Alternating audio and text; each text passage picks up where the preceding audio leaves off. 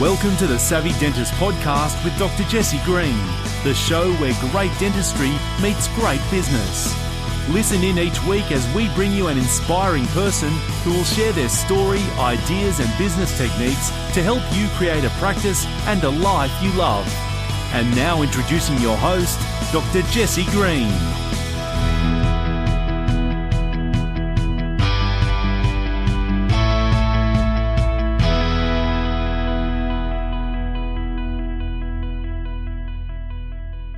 Hi everyone, it's Jesse Green here. Welcome back to the Savvy Dentist podcast and of course to savvydentist.com. It's great to have you here today. And today we're going to be talking about getting off the tools. And what's really interesting is when we look at dentistry, we sometimes think that our profession or our business is somehow different to everyone else's.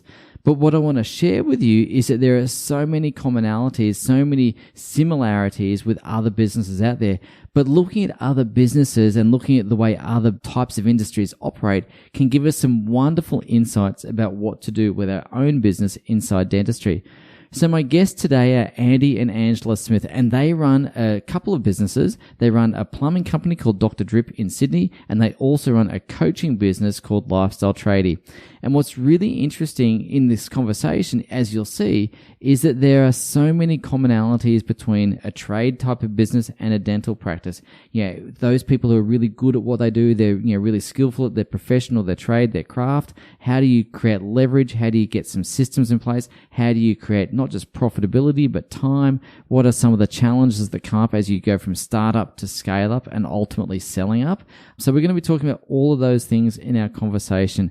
Andy and Angela are really knowledgeable, they're really practical, they're really down to earth, and there's so much gold and so much wisdom in this interview that you're just going to be overwhelmed with some great strategies and things you can do in your dental practice. I promise you're going to get a ton from this. So if you want to get off the tools and create a true business, this episode is definitely for you. Now, for those people who have just joined us for the first time, if you're a practice owner and you want to get some tools and some training and some tips about how to grow your business and how to get off the tools, then I'm going to encourage you to come across to the Savvy Dentist Facebook group. In that group, we have some training there. We've got some resources there, and I want to encourage you to come into the group, come and see what we've got, come and join the conversation, and to help you create a practice and a life that you love. So that's it for me, and so I hope you enjoyed this conversation with Andy and Angela as much as I enjoyed recording it. See you soon. Andy and Angela, thank you so much for taking the time to come and hang out with us at the Savvy Dentist podcast. How are you both? Very great, thank you. Honoured to be here. Well, it's absolutely a thrill, and I'm so much looking forward to this conversation because I think there's so many parallels between the work that you do, the work that we do, different industries, but same story. You guys run a coaching business called Lifestyle Tradie, and you guys are really expert at helping people with trade businesses get off the tools, which is what we do for dentists as well. We help dentists get off the tools. Now, before we get into your backstory and all the rest of it, I wanted to start by saying congratulations on publishing your first book called Startup, Scale Up, Sell Up. Firstly, how was the process of writing that? And secondly, what was it that prompted you to write it? Great question. The prompt was because it's critically important that tradies have an opportunity to be understood and know that there are people in the industry who know their story or can actually help them in business. We've just recently turned it into an audiobook as well. So, because the reality is, even though she reads, and I'm stereotyping, he is generally a listener versus a reader. The process about writing it, because obviously the reflection of startup, scale up, sell up is the truth about how trade business owners progress kind of through their growth phase of a business. Also, just to add on to that was, a lot of people obviously start at startup and they're going to scale up and they want to sell up, but they don't actually set their business up to make sure the startup and the foundations of their business is correct. So they're trying to scale up on bad foundations, and that's where most tradies come unstuck. So we realised there's three elements of building a really successful trade business. The first one is getting the startup side 100% right. If you said to most tradies, they would say, I'm well past that. But when they come and see us, it's amazing how we're going to drag them back to the start. It doesn't matter if they're doing $1 million, $5 million, $10 million, they always have to take them back to the start. So that's part of the process. Set their foundations right and start getting their business model right so that they can create a bit more space so they can work on their business instead of in it. That's actually a really fascinating place to start, and that wasn't probably where I was going to start our conversation, but you've given me a lovely entry point and a segue, so I'm going to take it and run with it, because that's exactly what happens with dentists. Is oftentimes they're trying to scale up before they've got the foundations in place. So I'd like to just start with that, because in a trade business, I'm curious to understand, what do those foundational pieces look like that, kind of have to be in place? And then I'll talk to you a little about what we see in dentistry. Well, I think just to start on, most businesses think they're doing better than they are, and they haven't got the foundations right. Absolutely. And when they've got headaches and problems in the business, it's never really their fault, or it's never really the way they set the business up's fault. It's the fact that they don't have enough staff and they don't have enough systems and structures, right? Mm-hmm. So they always go down that, I need another person, I need a system, I need a structure. But there is a real element there that you've got to go back to the basics to make sure the model is right, because there's no use running a business on a broken model and building systems of a broken model moving forward.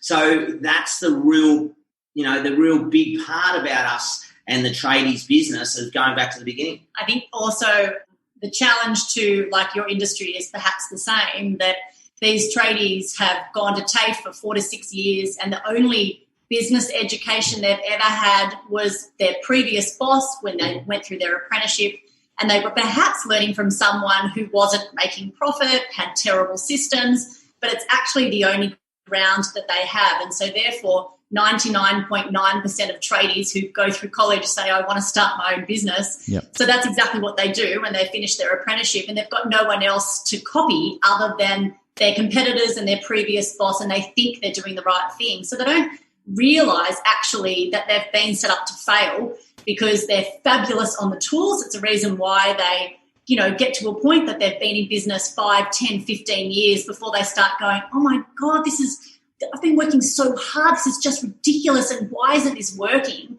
To get this epiphany of, because I'm just a tradie, I'm just a plumber or an electrician. I didn't realise that I needed these business skills to ensure that I actually made something useful of this business so that I could pull profits, understand even what profits are or how to even get them out of the business, build a successful team around me, understand the true avatar, the right customer audience, to ensure your marketing is slipstreamed, and to ensure that the platform, the technology you rely on, and the systems that you implement inside the business set the business up really well. I think the moral of the story here is, it's not the best tradie or even the best dentist that are the most successful. It's the best businessmen, business people that are where the success comes in. Yes, there's an element you need to be good at what you do, but listen, we coach a lot of tradies and they put their hand up and go, I'm not that good a tradie, but oh my God, they have an incredible business. That's really interesting that you say that. There's a couple of things there and some really clear parallels. So in dentistry, 5 years of training,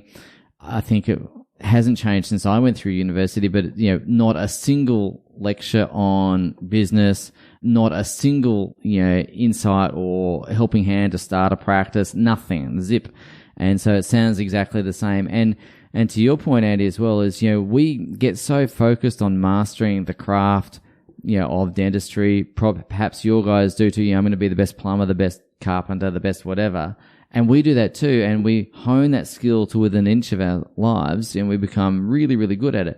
To the point, though, where we find it hard to trust other people to do it as well as we do. And, of course, if we're going to create any leverage in our life, we need to be able to do that. So I'd like to just ask you, at what point do you think that we need to be able to let go of some things? And then for those, all of us listening to this, let's face it, whether you're a tradie, whether you're a dentist, perfectionism runs rife. How do you kind of trust enough to build that business so that you're not locked and trapped and doing dentistry by day and doing business by night, or being on the tools by day and trying to run the business by night? How do you do that? What's your experience? I think what I've come across when I've come across a lot of businesses that we're dealing with, in a way, they're caught up in their own ego about how good they are. Their business is their baby. They love it. No one can do it as good as me. And you know what? There is an element there. There's a little bit of truth in it. But you've got to remember, if you don't step aside, you'll always be that person bogged down and you'll never be able to grow the business. So you've got to realise that now is the time that I'm happy to free up some of my time and bring the right people through. Now, when I did this in my business, I was scared. No one can do it the same as me. I'm the same as everyone, right? But what I realised is at the start, we did take a little bit of a hit because there was mistakes and there was things happened and we need to build better systems.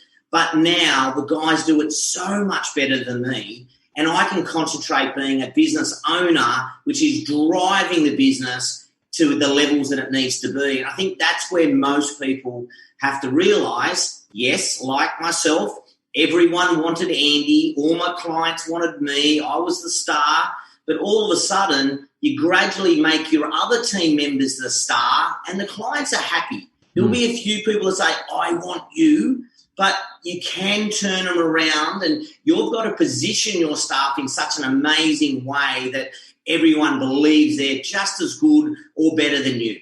I'm going to add to that too. I think tradies, as I imagine dentists are the same, are absolute control freaks because when you first started your business, you did everything. You were a solo in your trade and you were the one that took the calls and, you did everything.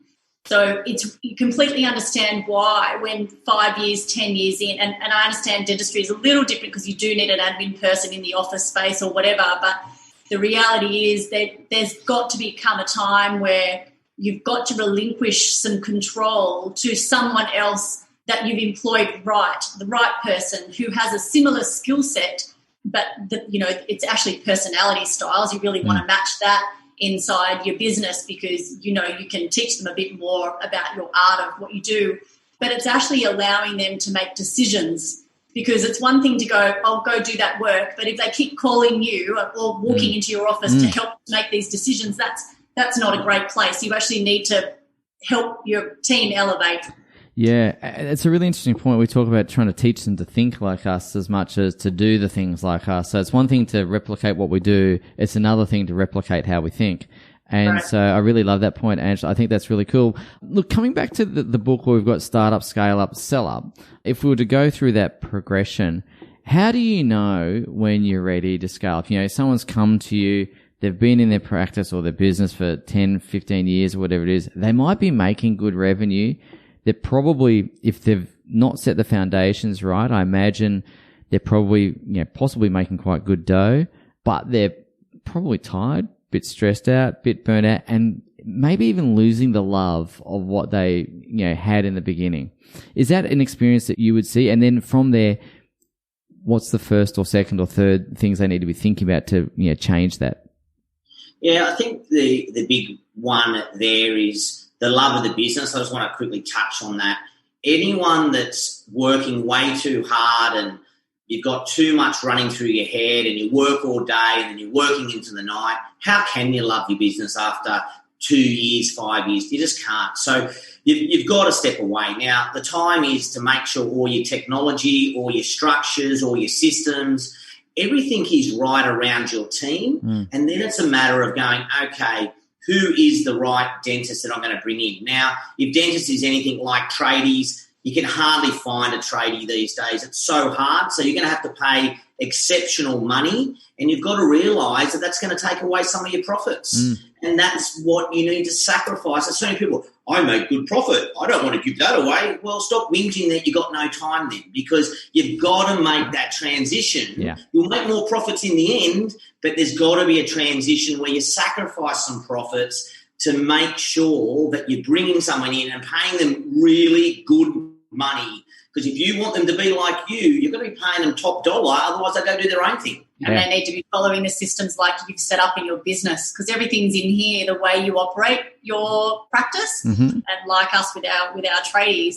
So to be able to ensure that every single new employee that comes in and is just a duplicate of you, basically dealing with the staff and running their jobs through the technology, and like everything needs to be done exactly the same way so that the customers have this incredible experience. And it doesn't matter whether they get Bill or Jim or Sam, it doesn't matter who is the person that actually does the work, they just go, I just love this practice. That was just amazing. What a great experience I've had being in there. The killer there was, it doesn't matter if it's you or any one of your staff, it is dealt with exactly the same way, so nothing changes for them really, because everyone hates change, so you've got to make sure it's done the same way. Yeah, I'm loving this conversation. It feels like you guys are in my head, because this is the sort of stuff that I think about, talk about all day. And to your point where you're saying sacrificing a bit of profit in the short term to get greater gains in the long term, we refer to that as a gear change. And if you're going to change gear, for those of us who are old enough to remember manual cars, you've got to, put the clutch in. But as you put the clutch in, you take your foot off the accelerator a little bit, you change gears, and then you let the clutch out and you reaccelerate. And I think it's it's a really important thing to understand, because what happens that we find in dentistry, at least, is people intellectually get that, but emotionally when it happens, it's a different experience. And again, to mix my metaphors really, really badly, if their current business is first base and they want to get to second base, then at some point in time, they're neither on first nor on second, and they're kind of in this awkward, is this going to work for me? And the temptation then is to go back to what you know. Correct. And so what I see a lot of dentists do is they say, I want to scale up, I want to do this, I want to do that. But then when they're in that no man's land and changing gears and they're in that dip that you've described, Andy, they poop their pants and they run back to first base. Do you guys see that as well? And I guess the real question I should be asking you is, how do you overcome that emotional upset or difficulty to continue the journey through? We definitely see it. I think all business owners are in the same spot no matter what you do. But this is where it's very important to have a great mentor, someone that you can talk to about this and talk about what is happening in your world. Most people, as you say, put themselves is because they're in the unknown zone and they're really starting to second guess everything. And it's like, what are we? It's too hard. And they just fall back. And this is where they've got to have the right mindset and have the right people helping them to push through to the other side. Yeah, community. I would say it's definitely leaning on someone who's been there and done it before you, so that you can say, I feel like this, or this is what's happened, these are the details about what's happened. Is this normal? So that person, that mentor has been there before, can say, it's 100% normal. It may take you a little longer or quicker based on what's going on in your practice, and only you know that really well. And outside of that, it's great to have a community of others. So for like you, with having lots of dentists, it's not just talking to you, Jesse, as an example. They've got this opportunity to go, oh, but that happened to Jesse, but God, he's amazing. So that's really not what's going to happen to me. But now they can go to 25, 50 other dentists and go, are you the same as me? And guys that have been around for a really long time in your program can go, oh, old hat, let me tell you how that happened for me. Jesse said the same thing. I told him it wouldn't happen, but 100% I followed everything he told me and it happened exactly the same. They just need consistent encouragement from a community who is like-minded and who is willing to push past that little barrier of it's not going to happen, because it will. You'll punch out that other side and you'll hit that second base and you'll be like,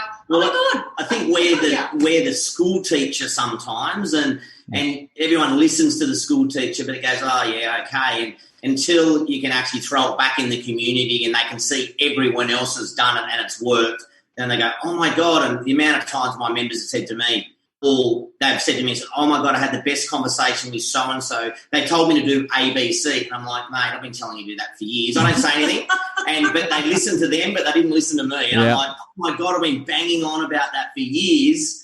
Crazy. Even with proof. It's all good. As long as you do it, just do it. Yeah, I don't care who you listen to, just do it. Exactly right. I love that. That is fantastic. And like in your community, because I know you've got a really well-established and vibrant community as well, and same with us. And I think that's the power of that peer group, isn't it? Because you want to know that you're not the only one, that you're not this kind of, lone explorer, charting new territory for the first time ever. There is a pathway to follow, and there is obviously, because you've created and demonstrated that for the tradies, and that's certainly what we're doing as well. But I wanted to ask you a little bit about team, because I don't know what tradies are like necessarily, but again, dentists probably quite similar. Probably the number one challenge people have in their business is people. And they're going, I get the who, not how. I understand that I need a who and I don't need to figure out the how. I got to get the who that has the how embedded in them. There's a lot of who's and how's in that. Sorry, I'm feeling like a Dr. Seuss book right now. But my point being is, people management is a skill. I guess I'd like to ask you, when you're working with your tradies, what's the number one piece of advice you would offer someone who said, Andy, Ange, people, man, I love my carpentry. I love my thing. I get that I've got to get the people thing sorted. How do I get better at that? For me personally, with all the team that we've had over the years, it's all about building that really good culture, and that's what you're talking about. But it starts with bringing the right people in. There's no two ways about that. But it also is very important to understand everyone on an individual level. I make a real effort to get to know them personally, to get to know their partner, to get to know their family, like really make it more of a mate relationship. Obviously, when the hard decisions are there, it's business, but really make them realise you're in a great spot, you've got a great boss, you've got a great team, you get paid awesome money, and no one ever leaves my business unless they're going to go out on their own. They never leave for any other reason unless they're going to go out on their own. And the reason for that is we have a great team culture.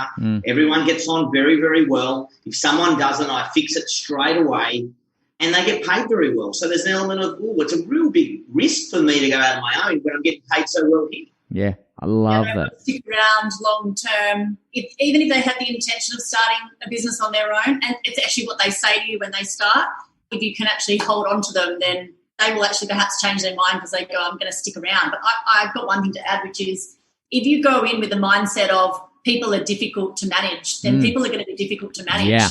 So change your thought process. Absolutely. Most people are difficult to manage because you're not very good at managing. And I think that's what it comes down to. And perhaps you're not a joy to be around, so why do they want to hang around you? So, absolutely. I'm with you. I think, when people say people are difficult to manage, I go, I wonder if you're difficult to manage too. Exactly. Yeah. So I love that. That's a really good perspective. The third part of your book was really about selling up. And of course, we want to always be thinking about what's my end game here. So from your perspective, is it a case of always be thinking about the exit as you're building it? You're building something that is saleable in the end. Is that the philosophy that underpins that section? Yeah, the whole thing around sell up isn't that, oh my God, I have to sell my business. But if it's a cash cow and you're making really good money, why do you want to sell it? Absolutely. But as we say at Lifestyle Tradie, the freedom to choose. And that's what we're trying to set the business up for. If you still want to work on the tools and do that, then great. If you don't want to work in the business at all and it runs by itself and makes great money, then great. If you just want to get out and sell the business, then great. Your business is set up in such a way that whatever you do, you're going to be successful. And if you do want to sell it, you'll get probably 3 times what it's worth because of the way it's been set up. Cool. So I guess the thing I'd like to ask you then is, what are the elements that make a business really valuable in the marketplace, so that if someone were to say, it's that time of life when I'm thinking I do want to sell, what are the drivers of value in the business that you see need to be in place to attract that premium sale price? And then equally, if we reverse engineer from that, what do we need to be thinking about to create it? The biggest one there is no one wants to buy a business that's a shit fight, right? Because they're going to come in and they're going to go, where do I start? You just bought yourself another job. Yep. So, and there's a lot of people that sell businesses like that, but that's why they don't get the dollar value. And someone like me will come in and go, that's a shit business. It's run terribly. I'm going to fix it and I'm going to double the profit. So everyone wants a business that can run without them and with a great team, a great culture, loyal customers that constantly keep coming back. And in most instances, that's what you're looking for, right? People to constantly come back, not only the mum, the dad, the daughter, the brother, the cousins, like everyone to keep coming back because you've got such an incredible name, an incredible brand. But guess what? You're not the one leading over people's mouths anymore. You might be the one just managing the business. That's a successful business that you'll get top dollar for. And that's where dentists as well are getting and are buying other businesses and bringing in that structure. But you've got to get it right first before you start following all these shiny objects and buying more businesses. Get your first one right. And the only way to do that is to implement systems. Yeah. You need to be able to get off the tools, and the best way to do that is to start building those systems and teach others, provide them opportunity to make their own decisions, and then go on a holiday.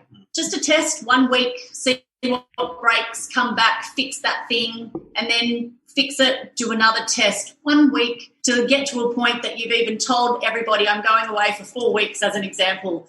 You've actually got to the whole point. The reason why we all started a business is because not only we've done it for money, clearly, so that we could buy what we want when we want or whatever. Money does make life easier, but truthfully, it's freedom with regards to time. You'll never get it back. Yeah. So how can you honestly take even 1 day out, 3 weeks out, and not take a phone with you and know that you'll come back without a shadow of a doubt, and the business is amazing still. There's still profit. You haven't lost customers. So how do you do that? And systems is the only way. Yeah, I love that. In fact, I've got a client who's springing to mind as you're talking about, Barry.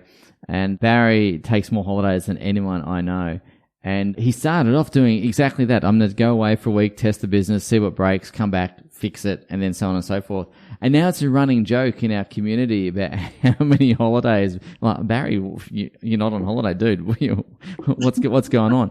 So I really, really like that. And I think the thing, we're trying to eliminate key person risk in all of this, obviously, because what we talk about is in dentistry, there's a trend to multi-business ownership, multi-practice ownership. And I'm not sure if that translates to you guys as well. Yes. The difficulty in dentistry is it's usually across different premises, different locations. So there's some geographic considerations there as well. But what we often see happening in the broader community, not so much in ours, is we get this thing called the Cinderella syndrome. You've kind of got your one good business that was going so well and a couple of ugly stepsisters.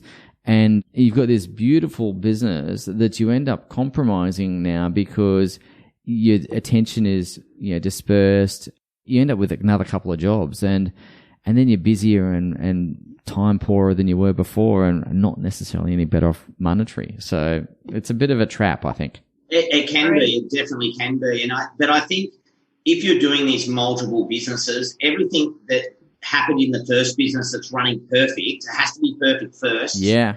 It's got to be exactly the same. So it doesn't matter which dentist you go to. The systems, the structure, everything is the same. You can't have Barry doing one thing and Jono and Steve-O. They're all doing different things. That's where the problem is. And the other thing is the training and the structure around it has to be so good that if any of those staff leave or quit, you can actually put someone back in that position and train them up quickly and make sure they can own that role. For us at Dr. Drip, we can train someone up to run our whole company in 2 weeks. We've got the whole training around it, and we've done it a couple of times now. 2 weeks we can train someone to run our whole business on the phone, girl in the office, one girl in the office. And the beauty of that is she doesn't understand probably plumbing as well as she does, but the structure of the business just pulls it through. And that's when you feel comfortable with your business because there's not anyone holding you to ransom. It's like, oh, you want to leave? Okay, I'll get someone else. Not being held to ransom. Again, we are singing from the same hymn sheet for sure, because the ability to take someone off the street and have them become productive and efficient in their role very quickly is, I think, a core skill and a core function that we need to build into our business. I think probably, if not the core skill, certainly one of the top 2 or 3. It's a huge part of that. And, we talk about taking someone from being a rookie to being a pro. And I really love the fact that you've addressed that because, in fact, actual fact, we were going to talk about that anyway. But when it comes to setting up that training process, what sort of structures or what did you need to have in place to be able to do that? How did you start that process of building that asset into your business? Well, interestingly, if anyone knows our story, and I know you do, but we had a business that grew like you wouldn't believe. But then Ange came to me and said, I've had enough. I'm out the door pretty much. And the reason is because I was never around. It was just a lot of money coming in the door, a lot of money going out the door, made a lot of money beforehand, but the structure wasn't right. And that's what's made us rebuild our business to get it to where it is and then realise that that's what all these other tradies are missing out there. So I sat down with my team and I got at that stage we had four people in the office, way top heavy, you wouldn't believe. And I got everyone to document everything they did every 15 minutes for a 2-week period. And then we got it all together and then I got everyone to do a step-by-step for every procedure that they do. And then I got people to sit in other people's roles and make sure they could follow the flow charts. And that's how we started building all our systems in our business. There might be an easier way now. Most of our members now just buy our systems and then they tweak it to do it. But back then, that's how we did it. Yeah, lovely. And then, of course, when you had new people come through, they obviously just sat down and went through that, and you would have had some sort of time frame where, on day one you do this, day two you do that kind of routine. Is that how it works? 100%, yeah. It's all structured out, what we do and how you do it. Yep. And depending, everyone learns in different ways. So we have some videos, some checklists, some flow charts, but it's just about training them. And some people learn quicker than others as well, but just making sure they follow the steps. And the main thing we say is we're happy if it takes a little bit more time, but you always have to follow the steps every single way. And if you think there's a better way, then note it down, talk to us, and if it is, we'll adjust it. But otherwise, follow the system every single time. Yeah, loving that. So I guess what I'd like to ask you is, if you were to go back in time and think about the Dr. Drip business, what it was like back then. And this is actually where I had intended to start the podcast, so I'm coming full circle, but here we go. And probably means I'm zigging and zagging a little bit, so just bear with me while I do. I will try and tie it together.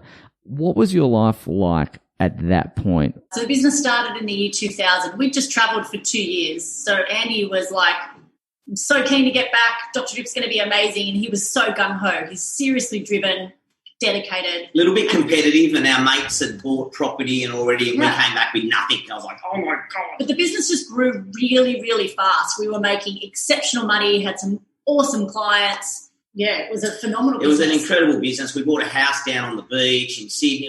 We were doing really, really well. And then, but overnight, it just switched, and we lost a few key clients. A few people started causing some dramas. The culture and the team started getting a bit out of hand. I had a leading hand in play that was telling me how everyone was, but he was actually sort of stabbing me in the back a little bit as well, and I didn't know, and it just got out of control. And I think back then we didn't have the technology and the structure and the systems of now, so it was all in paper diaries and on these yellow job cards, and there was cards, and I felt like a casino dealer. There was just crap everywhere, and customer ring go, you haven't been to us for 2 weeks? Oh, Mrs. Jones, I'd go for a big pile. I go, oh yeah, I've got it booked in for tomorrow. I'll see you at 7 a.m. And then I'd move everything. It was just a nightmare. It just grew way too quick. We made a lot more money in the early days. And he had a phone attached to his head 24/7 because we were a 24/7 business. Yeah. And we just had Hannah through IVF, which is a whole other story. So, but he was never around. Yeah. And if he would go to dinner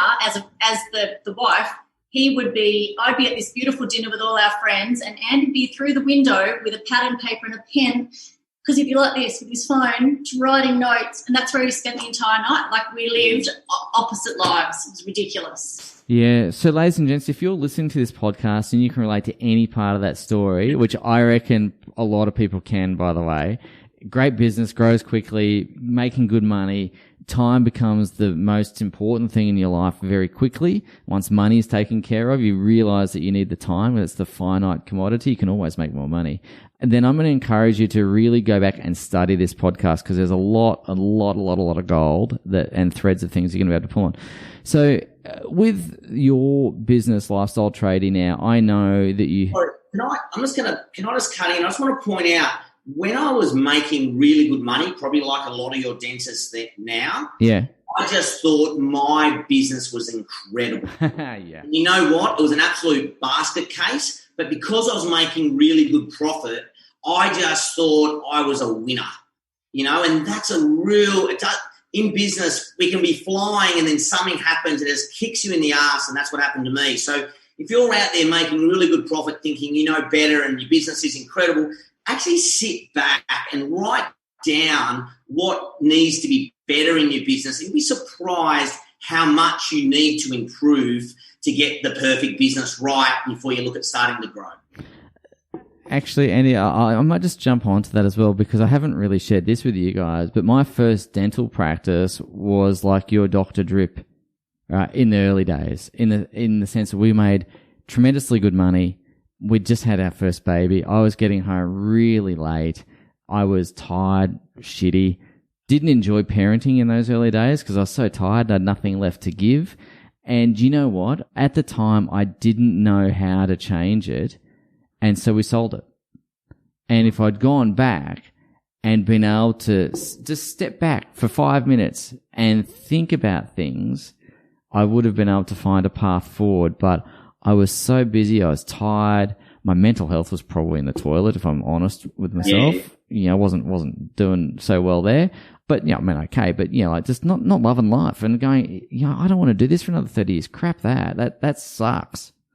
Anyway, so if you're listening to this and you relate to any of that stuff, then, get on board and let's think about this differently. Pride actually gets in the way. So as a female, having done this now, having worked with trade business owners for the last 11 years, the one thing that I can say about the guys that I meet, the trade business owner that I meet, the male, he is so proud about having started this business and having done it alone and built this incredible business, whether they're 2 years, 5 years, 10 years in, whatever, that they tell themselves this story about how amazing their business is. And that's what they say to their friends. Hey, how are things? How's business? Everything's great. Amazing business. But they just actually believe their own bullshit. Yeah. And it's only until it actually takes a fair bit of time, to be honest, to actually break down those barriers, because you've got to get to the truth around, but what is really happening inside that business, because you can't keep this up forever. Yes, there might be money in the business, and yes, you might have a team around you that can take the workload to a certain degree that you can take a 2-week holiday off or whatever, but you actually don't have control, and you honestly don't have a business that could sell, or, it's just an absolute mental case, and it's very chaotic. So the pride is one thing I would say, hand on heart, and I respect everyone to having had the balls to start a business the way they have, but you've got to talk. You've got to reach out to someone who's been there and done it before you, and be brave to ask questions that you think might be dumb, because no question is a dumb question, and someone else is always going to have advice and a pathway to follow that is proven and fast-tracked. And I don't know, you probably should work in the dental field, just so you know, because it's exactly the same. We feel such pride. And I think there is something, and again, I don't want to generalize or stereotype, but I do think men kind of get into the provider, I'm the provider kind of thing. And I do believe that they focus a lot on external signs of wealth. I've got all this money, I'm driving a flash car. To the outside world, my life looks amazing. Certainly on Instagram, it looks freaking awesome, right? Because here I am traveling business class or whatever. But at the same time, I really want to, echo your point, Ange, because pride gets in the way. And I reckon the other thing that gets in the way is trying to impress other people, because, we're trying to impress, what's that great saying about keeping up with the Joneses? Buying shit you don't need to impress people you don't like. It's just with money you don't have, right? And the question to ask yourself is, do you actually love what you do? Yeah. Do you love life? And if your true answer is no, then even with all this flashy materialistic stuff, then perhaps you need to do something about it. Make some change. Be prepared. And that's exactly where I was all those years ago. Externally, looked $1 million. Internally, really unhappy. And that was, for us at that time, the catalyst. And I think, coming to your point, Andy, as well, is sometimes you have to hit the wall. You do. And you have to kind of have that, kick in the pants or a bit of a face plant, and go, you know what? I thought this was all great, but now I've just got to have that real conversation with myself and acknowledge that it's not all it's cracked up to be. Well, hopefully the listeners aren't in that position that we're talking about. Yep. But if you are, just do it and fix it straight away. Absolutely. So I wanted to just come back to a couple little things, because, rather than kind of feeling a bit sad sack about some stuff, I think what I want to do is shine the torch down the road and say, if you are feeling any of those things, let's look at some practical things, some 1, 2, 3s, ABCs, etc. So if we were to kind of wrap this podcast up with the gospel according to Andy and Ange, and were to put it on a big fat billboard driving down, Parramatta Road in Sydney or wherever people are driving, and we were able to capture your best thoughts, best thinking, ABCs, 1, 2, 3s, whatever you want to call it, what would it say on a billboard if we were to capture the gospel according to you guys? Ooh, that's a hard one, but I will say the first one, you've got to have self-belief. You've got to believe in yourself. and you've got to surround yourself with the right people. I think my best asset now is I'm an incredible finger pointer.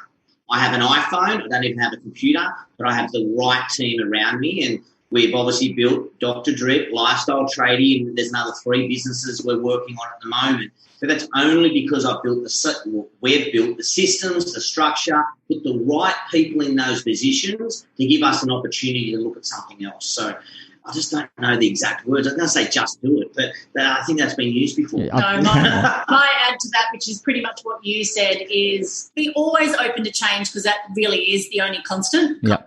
Like the thing that will always happen. There was a quote about that. I can't remember who said those words, but specifically learn from someone who has walked the walk before you. So someone who is in the same industry, who has proven success and can share that, but ensure that there is a community, and be brave to ask questions, because people actually have the answers. This isn't the exact words, because there's obviously, but buy speed, as in buy that, right? Yeah. And so many people just try and think they know better. I'll do it myself. I don't want to spend 20 grand here and 50 grand there. Oh my God, the amount of people that have come to me and just got, Andy, I want what you have, and I've gone, here you go. And now they're turning over. Like, it's just the mistakes that I made along the way. Why try and reinvent the wheel? Find someone that's doing it better than you and buy their systems, buy their structure, buy whatever it is. Buy their knowledge. It saves you so much time and heartache. Oh, amen to that. And look, I'd just like to echo that. Buy speed. I think speed, time, however you want to phrase that, is the most valuable currency that we have. If I could go back in time and redo some of the things I did, thankfully we learned a lot of lessons and our business is totally different now. But I'm like you. I think that, if you can walk in someone else's footsteps who's been there before, why go chopping through the jungle with a machete when you don't need to? It just seems like hard work, man. Hard work. Yeah. Hey, Ange and Andy, I wanted to say thank you so much for taking the time out of your day to come and hang with us. And ladies and gents, if you're listening to this podcast and you know a tradie, or your brother, your sister, your friends, your family, whoever, if you know a tradie, you use a tradie, which I'm sure you do, send them to these guys, because I tell you, they're going to get so much value out of talking to Ange and Andy, and I think that'd be a great gift that you could help them with.